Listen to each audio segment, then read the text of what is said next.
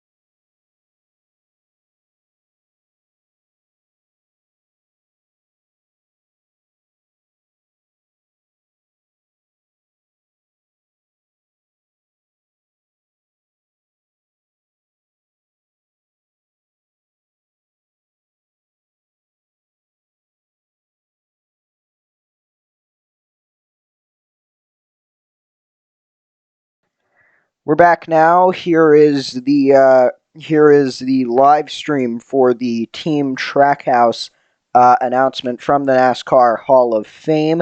You can see, I believe that is Justin Marks coming into the picture. We will transmit the audio.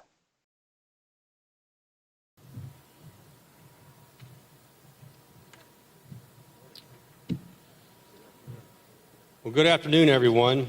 Thank you so much for taking your time out today. My name is Ty Norris. I'm the president of Trackhouse Racing. We know we pulled this together very late, and so thank you so much for the time to come out here and hear what we have to say. Pretty landmark day for Trackhouse Racing. We'd like to welcome the viewers watching on NASCAR.com's live stream. Also to the listeners who are listening live on Sirius XM radio. As you see up here with me, I have the CEO of Chip Ganassi Racing, Chip Ganassi, and the founder and the co-owner of Trackhouse Racing, Justin Marks. Our friend Pitbull is in Miami, and he sends his regards. We would love to have had him here, and he brings some energy. But we're here to announce that Trackhouse Entertainment Group and Trackhouse Racing has purchased the NASCAR operation of Chip Ganassi Racing.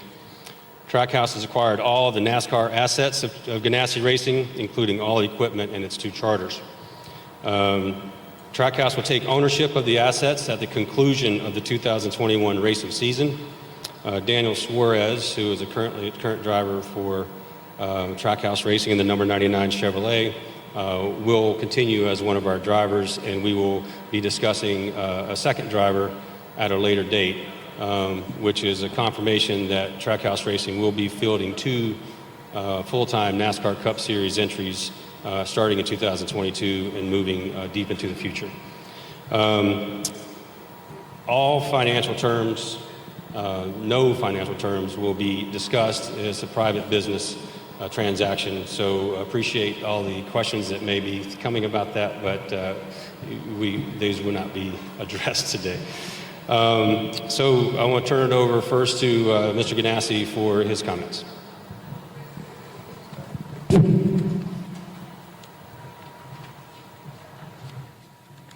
Thanks, Ty. Good morning. It's nice to see all of you here. I must say our team was not for sale.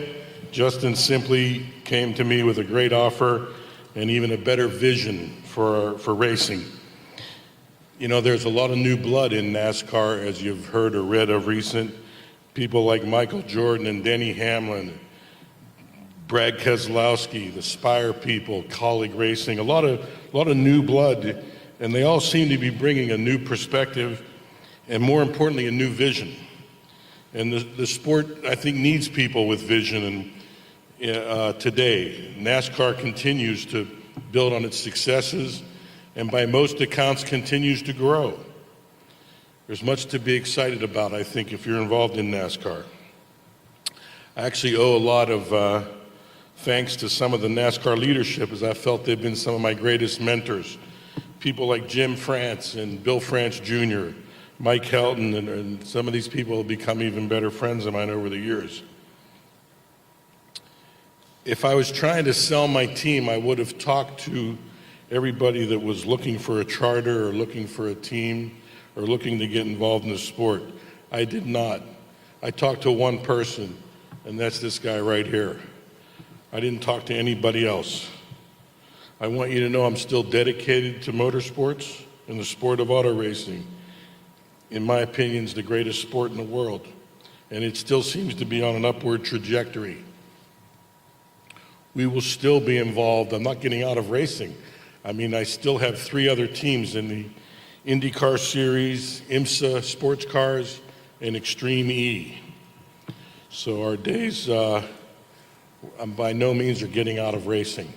I wish Justin well in this business. I'm here to help him at any time. And with that, I want to turn it over to Justin Marks. Thank you.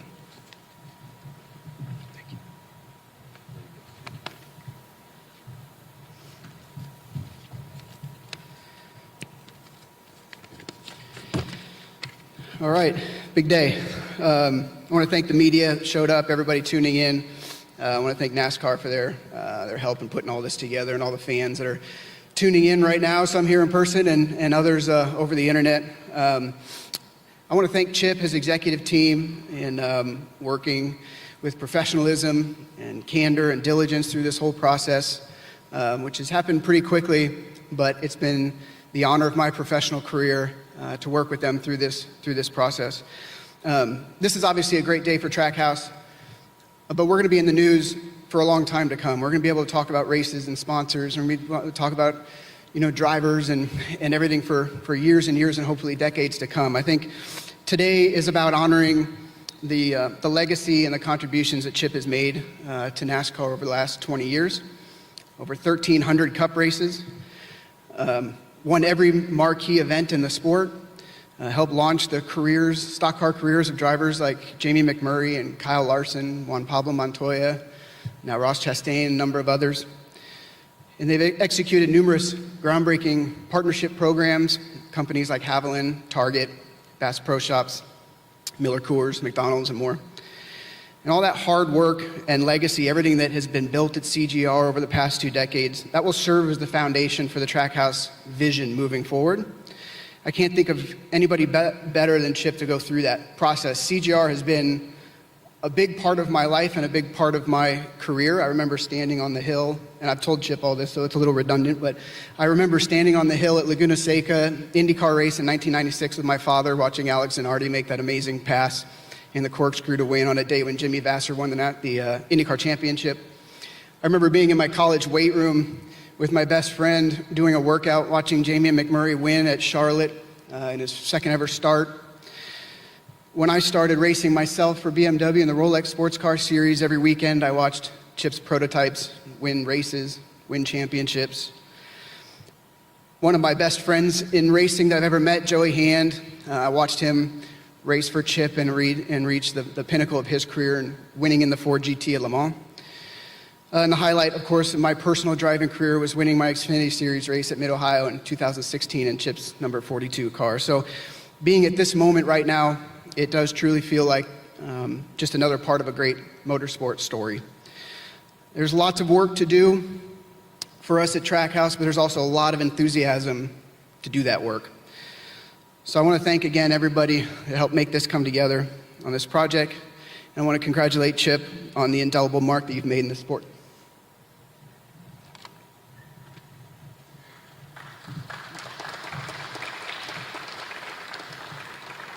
I'm glad you clapped. I was hoping somebody would. That was great.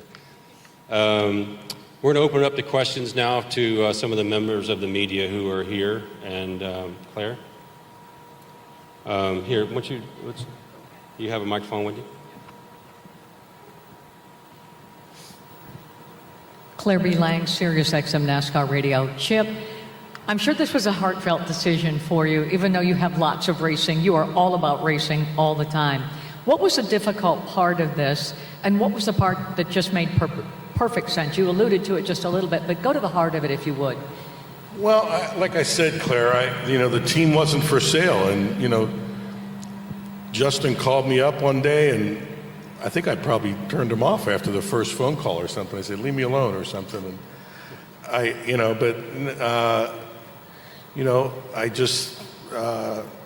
he came back with an offer that required my attention, I guess, and so I think I had to take a look at it. And like I said, I didn't talk to anybody else. I didn't call anybody else. I didn't call anybody, and it came together very fast. It was very easy. I mean, obviously, as you know, we've worked with Justin in the past, and it seemed like a good fit. And his vision for going forward seemed to match ours. And I think whether it was watching out for their current employees, or just what he wanted to do in racing going forward. And like I said, I mean, there's a lot of new blood coming into the sport right now, and it's time for someone else to take over. I mean, I've been doing this for 20 years, and going every weekend for 20 years. So this will give me an opportunity to turn the RPM down a little bit and take a look at it from another perspective, and help Justin with his vision. Was there part of it was hard? I'm sorry? Was there part of it was hard? Well, it's somewhat bittersweet, when you look back on 20 years of your life at something you've been doing, but it's time for new blood and time for a change, and I've always accepted change and with a positive attitude. Jordan Bianchi, The Athletic. I have questions for Chip and then one for Justin. Chip, when did Justin come to you? I'm sorry, I can't hear you. When did Justin first come to you? Less than a month ago. Yeah, I would say it seems to be less than a month ago. Yeah, I think it was about 2 months, but it went fast.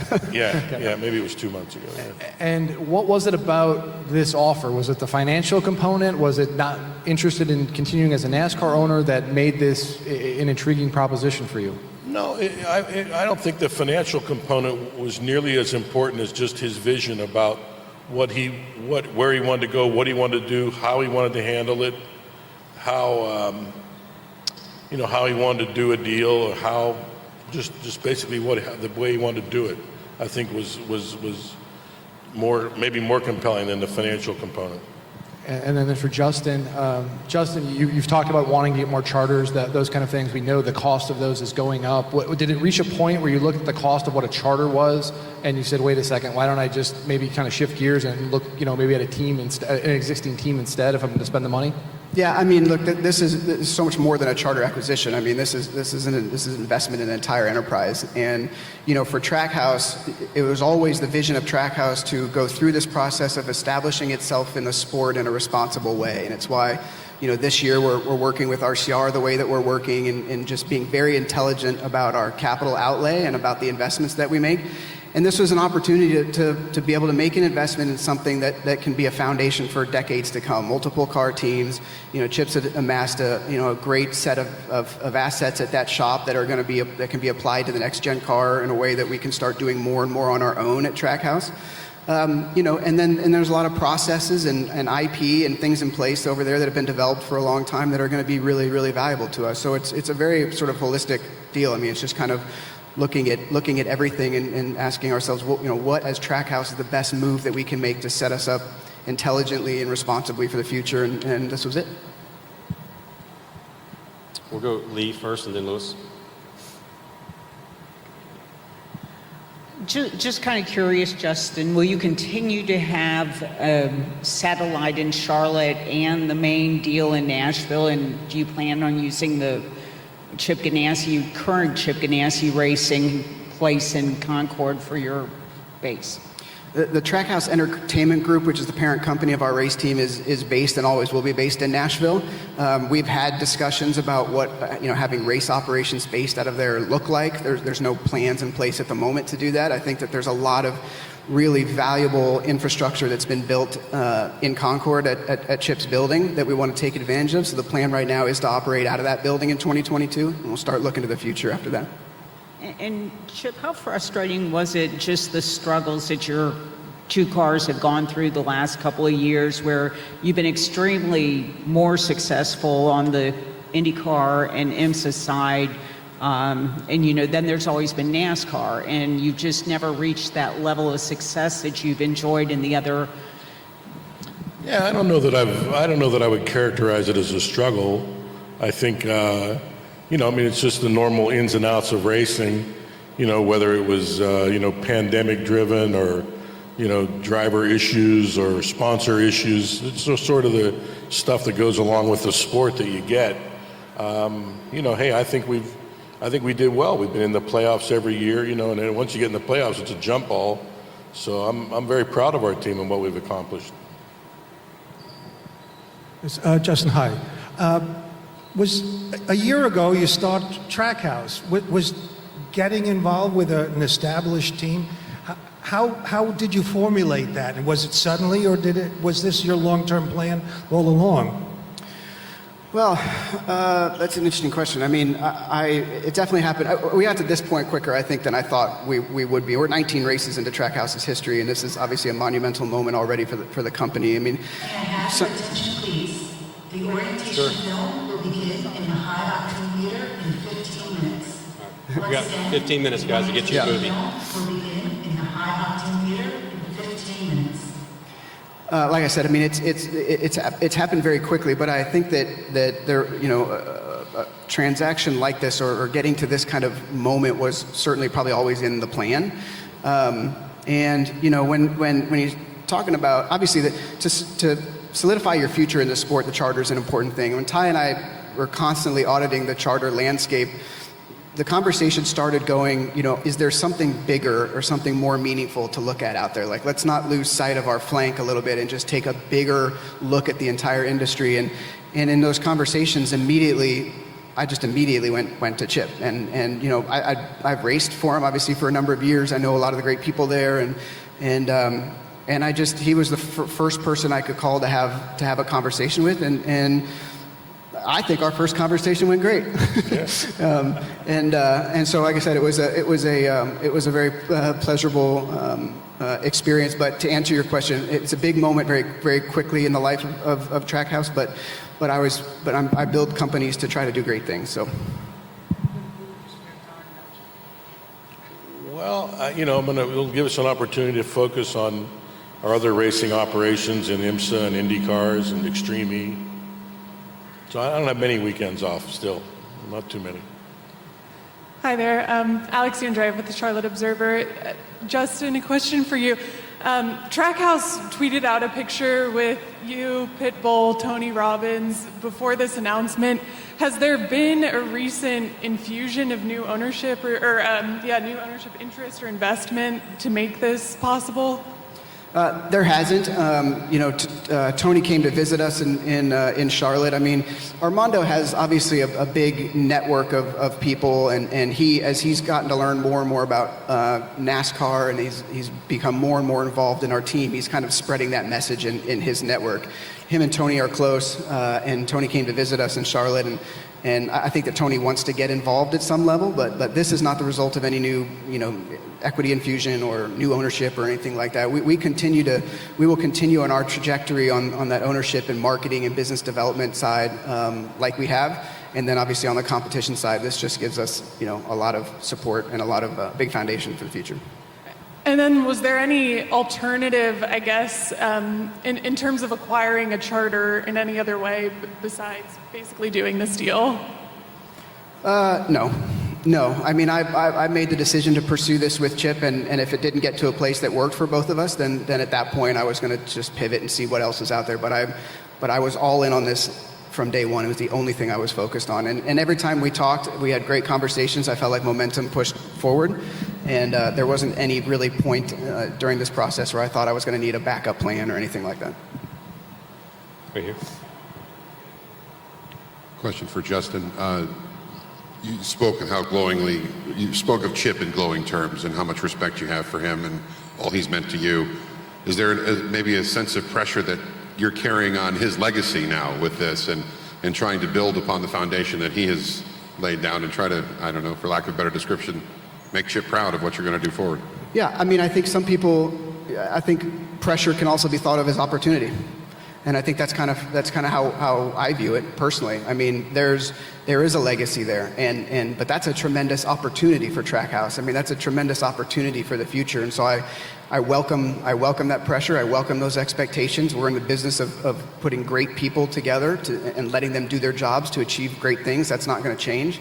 So I think at any point when you get to this level of this business, there's going to be a lot of pressure involved in anything that you do, but you have to be willing to look yourself in the mirror and charge full head into that, and we at Trackhouse are. Any more questions? Come on, Lee, round two. Just kind of curious, Justin. Daniel really seems to have grasped what you guys are doing, both on and off the track. What kind of driver do you think will accentuate his gifts and help make the Trackhouse stronger as a whole? That's a great question, and that's an exercise that we have to go through. I mean, we have kept this very, very quiet through this process with respect to Chip and respect to everybody that's working at both organizations to try to limit any kind of distractions or anything through this process. And so as we start thinking about what the future looks like, that question will be one of the first ones we have to ask ourselves, and we have to go through that process. But at this point, this whole process has been about getting to this moment and this announcement. And like I said earlier, that's just one element of a lot of work ahead of us this summer. Do I have a short list? I do have a short list, yeah. No driver list is ever long. It's always short. Claire Beeline, Sirius XM NASCAR Radio. Chip, what do you take away from NASCAR right now? What did you feel as being a part of NASCAR? And what is the situation for owners in NASCAR right now? What advice would you have for Justin Marks? You've been doing this a long time, been successful. What's the state of the affairs, Yeah, no, I think it's on an uptick. I mean, I look at my 20 years and I say, hey, I'm 63 years old. What am I going to do? Am I going to do this for 10 more years or something? I don't know. I just think we seem to be in a period of time here where there's some movement going on and some new, fresh, young blood coming in. And like I said, our team wasn't for sale. I wasn't planning on selling it. Quite frankly, no one ever offered to buy it in 20 years. So I was just, I thought it was something I should listen to. And I think it's on an uptick. I have a lot of friends in NASCAR, a lot of friends in the garage area. I got a lot of friends in management at NASCAR. And I'm not going away from racing. And, so I'll be around. Anyone else? Just a couple comments, sort of off the list here, but When we started all this, I want a personal thank you from Justin and myself to TJ Pusher and the guys at Spire for helping us land a charter to be able to race this year. That was a very important moment for us. And Richard Childress Racing and Andy Petrie and Dr. Eric Warren, when he was at RCR, they were first believers in us. So that was those people were very, very important to get us here. And as is Daniel and some of the sponsors that came on board with us, with CommScope, with Coca-Cola, Freeway Insurance, Camping World, and iFly Group. Those were all early believers in what we were doing, and the process through coming into the sport, the way NASCAR has approached it with us, from Mr. France all the way through the system, has been remarkable. This is my 30th year in the sport. I've never seen it better. I've never seen them communicate better, and I'm very proud to be a part of this organization going forward. We do want to send a sincere apology to some of the media folks who had other commitments today. We just could not, out of respect for the partners and the employees and all the businesses, we had to keep this under wraps until today. For that reason, we will make Justin and Chip available for one-on-ones. I apologize. We will make Justin and Chip available for the Zoom calls. You guys should have all received a link. They'll be moving to the Zoom room now, and then following that, there will be one-on-ones out here. I believe that's the order. Is that right, Drew? Chip will be out here for the one-on-ones first, while Justin does the Zoom, and then they will swap. Okay? Thank you so much. Thank you again.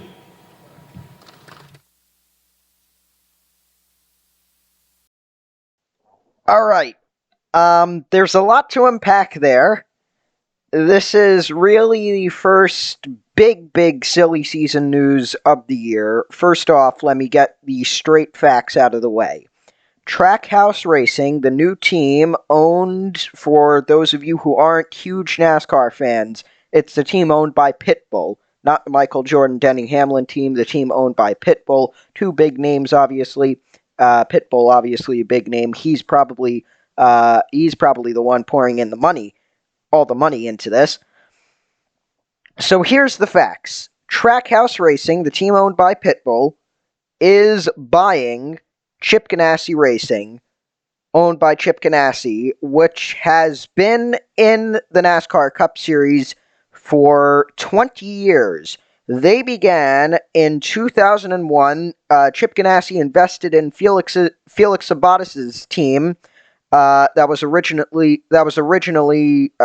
Sabates' team. Give me just a moment here. We're all improvising, but incredible announcement. So there you go. 20 years in the Cup Series is coming to an end for Chip Ganassi. He did reiterate the point. He will still be in motorsports, of course. He will be racing. He will be a team owner in IndyCar, IMSA, as well as the new Extreme E, the electric rally championship. I'm talking way too much. I'm trying to give you all the information, and I hope this is making sense to you. Here's why Trackhouse is doing this. Spire Motorsports, well, this is really the second big silly season news, actually. Spire Motorsports, the team that leased a charter to Trackhouse Racing for this year, meaning that they could race without having problems with not being able to qualify. You can only lease a charter for 1 year. Spire Motorsports is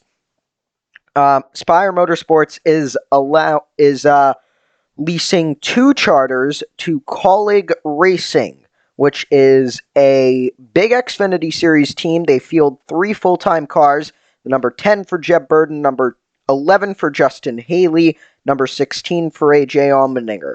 Haley will be driving full-time in the Cup Series in what will probably be the number 16 car. That's the car they've run in the Cup Series during their part-time rides. and their second charter will be used as a revolving door car. We do not know who will be driving that. We presume it'll be AJ Allmendinger, maybe a Jeb Burton in there as well, maybe getting someone else. We do not know for sure. Here's why.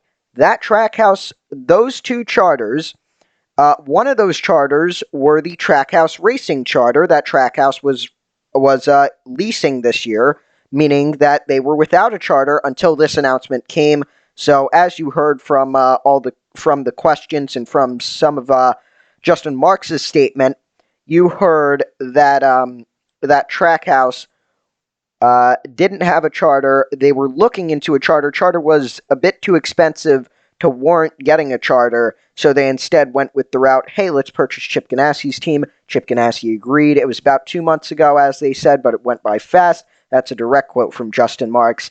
And I hope this all understood for you. For those watching on YouTube, thank you for watching. For those watching live on Twitch, thank you for watching. This has been an MDM Racing special report. For all of us at MDM Racing, I'm Matthew Merlino. Good day.